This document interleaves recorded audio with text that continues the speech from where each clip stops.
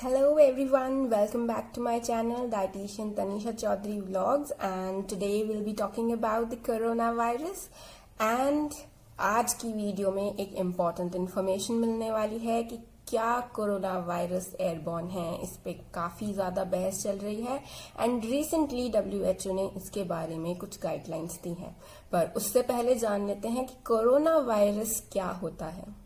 आप सब सोच रहे होंगे कि कोरोना वायरस के बारे में तो हम सब जानते हैं, इसमें नया क्या है वीडियो में। तो उसके लिए आपको पूरी वीडियो देखनी पड़ेगी। तो हम बात करते हैं चलिए कोरोना वायरस के बारे में। तो corona virus is a family of viruses, जिसमें से पहले भी कई वायरसेस आ चुके हैं।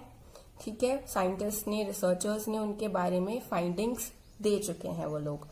बट जो अब कोरोना वायरस आया है, जो इतने महीनों से फैल रहा है, जिसकी वजह से हम इतने दिनों से अपने घरों में बंद हैं, वो कोरोना वायरस एक नया कोरोना वायरस है। तो बैक टू हिस्ट्री चलते हैं इस वायरस की। 27 दिसंबर 2019 को इसका पहला केस नोट किया गया था। चीन की वुहान सिटी जो है वहां पे क्लस्टर ऑफ नमोनिया केसेस का मतलब है कि एक साथ कई सारे नमोनिया केसेस वहां पे देखे गए। अब इसका क्या मतलब हुआ, रिसर्चर्स ने फाइंडिंग स्टार्ट करी कि ये क्या हो रहा है, एकदम से इतने सारे नमोनिया के केसेस कहां से आ रहे हैं। तो ये देखा गया कि ये जो नमोनिया कॉज हो रहा है ये किसी अननोन प्रीवियसली नोन वायरस की वजह से हो रहा है, जिसे हम प्रीवियसली मतलब पहले से जानते नहीं हैं बेसिकली, और ये बिल्कुल अननोन है। हम इसके बारे में अभी कोई इन्फॉर्मेशन नहीं जानते हैं, बट ये पहले के कुछ वायरसेस जो हमें मिले हैं उन थोड़ा सा सिमिलर है। जैसे कि इन्होंने कहा कि ये कोरोना वायरस जो है ये सिमिलर है सार्स एंड मार्स, जो इसी फैमिली के मेंबर्स हैं। जब साइंटिस्ट ने इसकी स्ट्रक्चर्स देखी तो ये कोरोना वायरस से मिलता जुलता वायरस था, और तब इसका नाम रखा गया नोवेल कोरोना वायरस 2019। नोवेल का मतलब नया, कोरोना वायरस मतलब कोरोना वायरस फैमिली का एक नया वायरस मिला है, जो कि 2019 में देखा गया। अब ये फैलना कैसे शुरू हुआ? फैलना ये ऐसे शुरू हुआ कि जो वुहान सिटी है, वहां के जो live and seafood market है, वहां के मार्केट में जो लोग काम करते थे, उनमें सबसे पहले ये केसेस देखे गए, और उनसे उनकी families and health workers, and then it got spread to whole of the world, and पूरा वर्ल्ड आज इससे सफर कर रहा है। बट इसमें सबसे बड़ी चीज ये थी कि ये फैल कहां से रहा है, ओरिजिन ऑफ द वायरस क्या है। जब वायरस के स्ट्रक्चर्स देखे गए तो ये माना गया कि ये बैट से फैल रहा है, बट स्टिल नॉट कंफर्म कि बैट से फैल रहा है। कुछ लोगों ने कहा, टेक्नीशियंस ने कहा कि नहीं बैट से नहीं फैल रहा, ये बायोटेक्नोलॉजी जो लैब्स हैं वहां से आया है। तो बायोटेक्नोलॉजी लैब में से आया है तो बनाया गया होगा। तो बेसिकली ओरिजिन का अभी तक किसी को नहीं पता है। प्लेस ऑफ द ओरिजिन पता है कि चाइना से आया है, बट वहां कैसे पहुंचा ये किसी को नहीं पता। इससे पहले भी जो कोरोना वायरस की अलग अलग स्पीशीज जो पहले आ चुकी हैं, जैसे कि सार्स है, SARS मतलब सीवियर एक्यूट रेस्पिरेटरी सिंड्रोम, वो भी चाइना में ही 2003 में पाया गया था, और वो सिविट कैट जो होती है उससे फैला था। एनिमल रिजर्वॉयर उसका सिविट कैट था। इसी फैमिली का एक और वायरस है जो हम लोग जानते हैं, जिसका नाम है MERS मतलब कि मिडिल ईस्ट रेस्पिरेटरी सिंड्रोम। ये सऊदी अरेबिया में फैला था 2012 में, और इसका एनिमल रिजर्वॉयर था कैमल। अब बात करते हैं कि कोरोना वायरस से हमें क्या क्या बीमारी होती है। Whole of the family of the coronavirus जो है हमें रेस्पिरेटरी एंड गैस्ट्रिक प्रॉब्लम्स करती है। रेस्पिरेटरी मतलब कि हमारे लंग्स, जो रेस्पिरेटरी सांस लेने वाला जो हमारा सिस्टम है उसे इफेक्ट करेगा, एंड सेकेंडली ये हमारे स्टमक को भी इफेक्ट कर सकता है। जैसे कि अब कोरोना वायरस के लेटेस्ट सिम्टम्स आ रहे हैं कि डायरिया एंड वोमिटिंग भी हो रही है लोगों को। तो अब बात, कोरोना वायरस उसकी फैमिली का नाम है, ठीक है। कोरोना वायरस जिसकी वजह से अब हमें ये बीमारी हो रही है उसका नाम है SARS-CoV-2, SARS, सार्स CoV, कोविड-2, मतलब कि severe acute respiratory syndrome corona virus 2, ठीक है। तो अगर आप को कोई बोले कि आप कौन से वायरस से इन्फेक्टेड हैं, तो कोरोना वायरस की बहुत सारी फैमिलीज होती हैं, ठीक है। तो आप कौन से वायरस से इफेक्टेड हैं, अगर कोरोना वायरस हो जाता है तो आपको होगा SARS-CoV-2 वायरस ने आपको अफेक्ट किया है, ठीक है। अब बात करते हैं, लोगों के दिमाग में क्वेश्चन आया कि एनिमल से ये ह्यूमंस में कैसे गया। एनिमल से ह्यूमन में जाने का तो मतलब ऐसे कैसे चला गया कि अब तक भी तो कंज्यूम कर ही रहे थे ना, इतने सालों से वो लोग उस चीज को खा ही रहे थे, अब अचानक से कैसे उनके अंदर गया। तो दो तरीके से जो वायरस है हमारी बॉडी के अंदर जा सकता है। पहला तरीका होता है कि वो म्यूटेशन करता है अपने जेनेटिक टाइप में, एंड वो धीरे धीरे म्यूटेट करता करता इस स्टेज पे पहुंच जाता है कि वो एक स्पीशीज से दूसरी स्पीशीज में एंटर कर सकता है।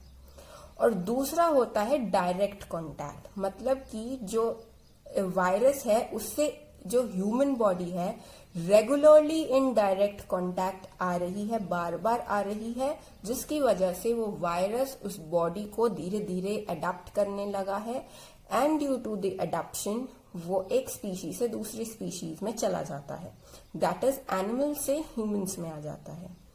अब बात करते हैं कि ये जो प्रोसेस होता है एक स्पीशीज से दूसरी स्पीशीज में जाने के, इसे बोलते क्या है, इसे बोलते हैं स्पिल ओवर। क्या बोलते हैं? स्पिल ओवर, ठीक है। अब इसकी स्प्रेड के बारे में बात करते हैं कि फैलता कैसे है। सबको पता है जब फैलने की बात आती है तो जो इंसान छींकता है, खांसता है, उसकी जो ड्रॉपलेट्स होती हैं वो नाक, मुंह या आंख के थ्रू हमारी रेस्पिरेटरी सिस्टम में जाती हैं तो इफेक्ट करती हैं। ये कॉमन सी बात है जो लोगों को पता है। इसी में अब हम लोग बोल रहे हैं कि जो लोग खांसते छींकते हैं उनकी ड्रॉपलेट सरफेस पे बैठ जाती है तो उसके कांटेक्ट में आने से ये फैलता है। बट अब ये बात आ रही है, कई कंट्रीज के अप्रोक्सीमेटली 253 साइंटिस्ट ने ओपन लेटर लिख के WHO को ये बोला कि नहीं, ये सिर्फ उन ड्रॉपलेट से नहीं, ये हवा के थ्रू भी फैलता है। अब हवा के थ्रू फैलता है, इसका जवाब अब आपको इस वीडियो में मिलने वाला है। हवा के थ्रू फैलने का मतलब है कि जो पार्टिकल है वो 5 माइक्रोमीटर से छोटा है, दैट इज कि जो माइक्रो ऑर्गेनिज्म है वो 5 माइक्रोमीटर से छोटा है, तो उसको हम एरोसोल बोलेंगे। मतलब कि जो ड्रॉपलेट्स जब निकलती हैं, कोई छींकता या खांसता है तो वो 9 फीट तक जाती हैं। 9 फीट तक प्रॉपरली जो हैवी जो ड्रॉपलेट्स होती हैं वो वहां के सरफेसेस पे बैठ जाती हैं। और जो छोटी छोटी माइन्यूट ड्रॉपलेट्स होती हैं, स्मॉलर देन 5 माइक्रोमीटर, वो एयर में सस्पेंडेड रहती हैं। वो एयर में कब तक सस्पेंडेड रह सकती हैं? 3 घंटे तक। ये नॉर्मली पहले भी कई बार रिसर्चेस में देखा गया है।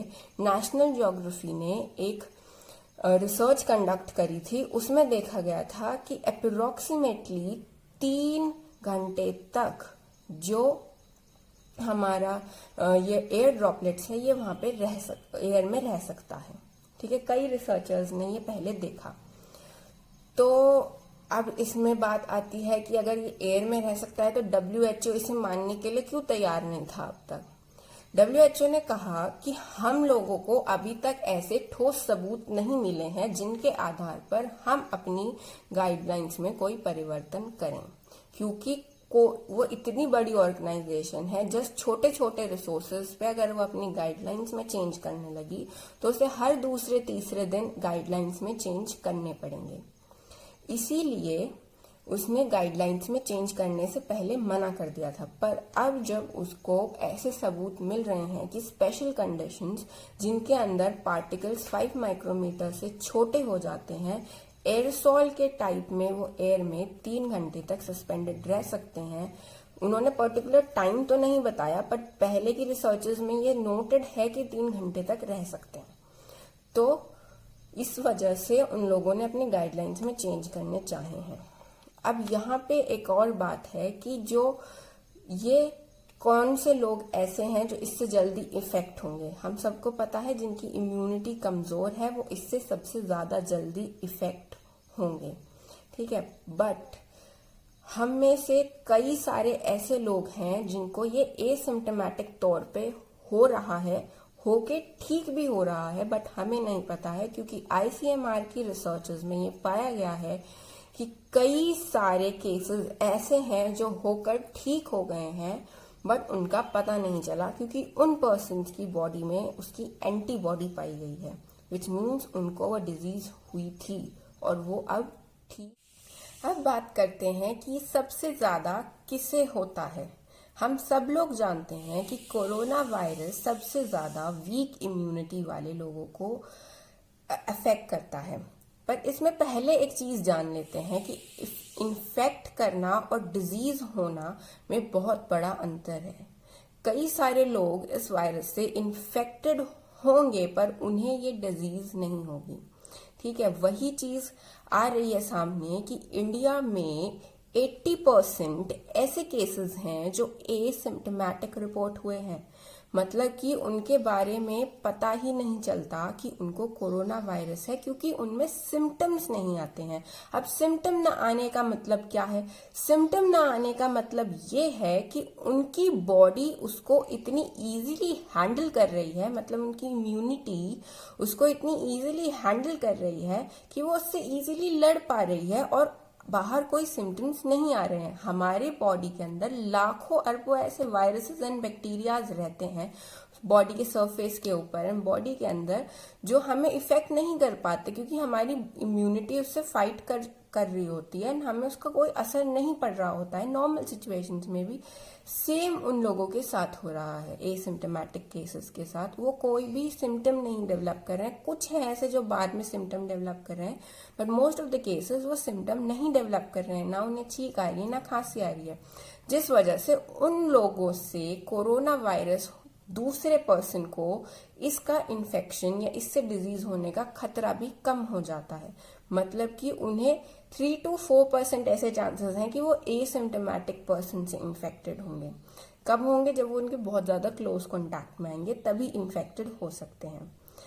अब वीक इम्यूनिटी वाले लोगों को ये क्यों हो रहा है? वीक इम्यूनिटी बेसिकली हम क्या बात कर रहे हैं कि कैसे वीक इम्यूनिटी है? वीक इम्यूनिटी का मतलब है, इम्यूनिटी का मतलब होता है हमारे बॉडी में प्रेजेंट हमारे white blood cells. White blood cells हमारी बॉडी की इम्यूनिटी होती है। वो हमारी बॉडी की इनबिल्ट आर्मी होती है जो बाहर से आने वाले हर इंट्रूडर से लड़ती है। अब किसी ऐसा तो हमारे साथ प्रैक्टिकली भी होता है ना, किसी देश की बहुत स्ट्रांग आर्मी है, किसी देश की कमजोर आर्मी है, कमजोर वाली डिफीट नहीं कर पाती और स्ट्रांग वाली डिफीट कर देती है।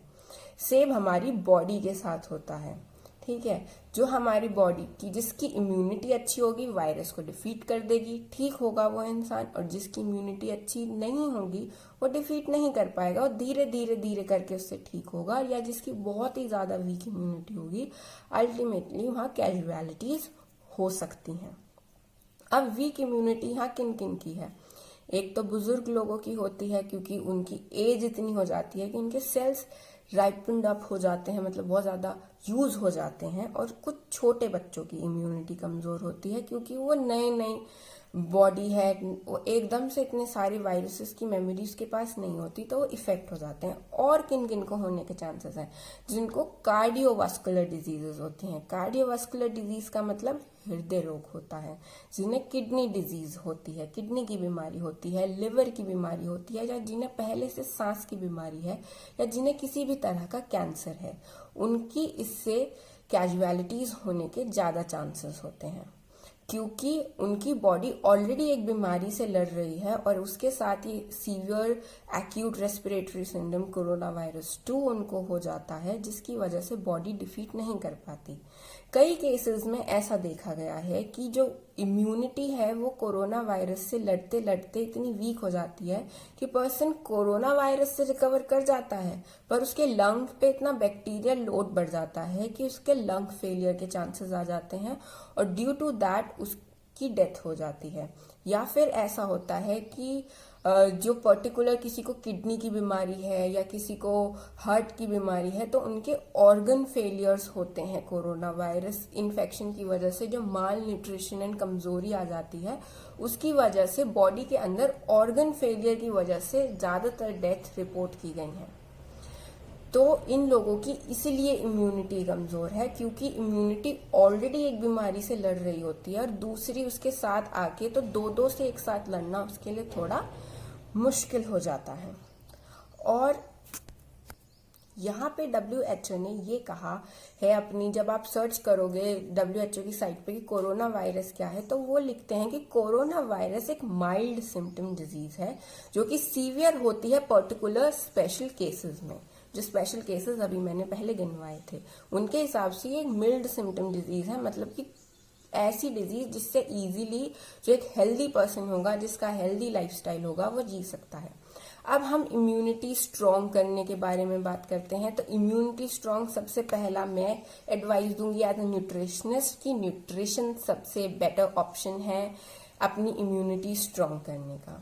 उसके साथ साथ फिजिकल वर्कआउट में योगा जो होता है, हमारा सूर्य नमस्कार जिसे हम बोलते हैं, वो हमारे इम्यूनिटी को बहुत ज़्यादा स्ट्रॉन्ग करता है। वो कार्डियो एंड रेस्पिरेटरी सिस्टम जो होता है हमारा, उसे भी वो काफ़ी ज़्यादा स्ट्रॉन्ग करता है।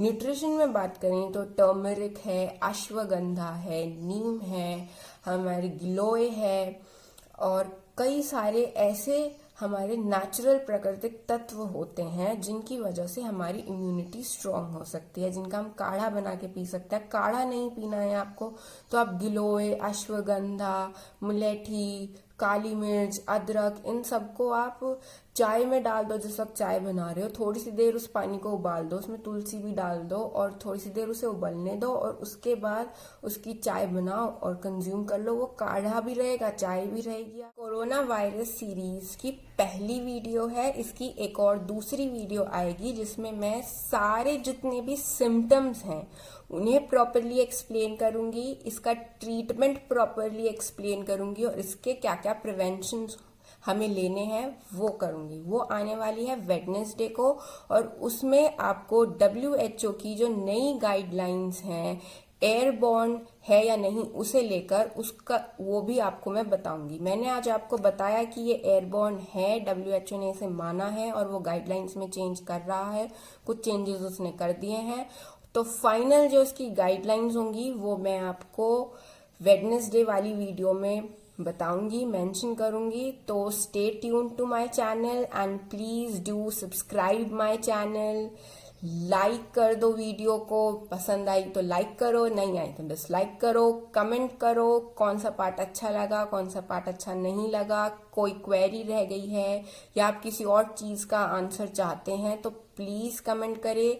इस वीडियो को ज्यादा से ज्यादा शेयर करें, प्लीज शेयर कर देना, लाइक कर देना, सब्सक्राइब कर देना and please comment. Until then stay tune, love and stay home, stay safe, bye bye, नमस्कार।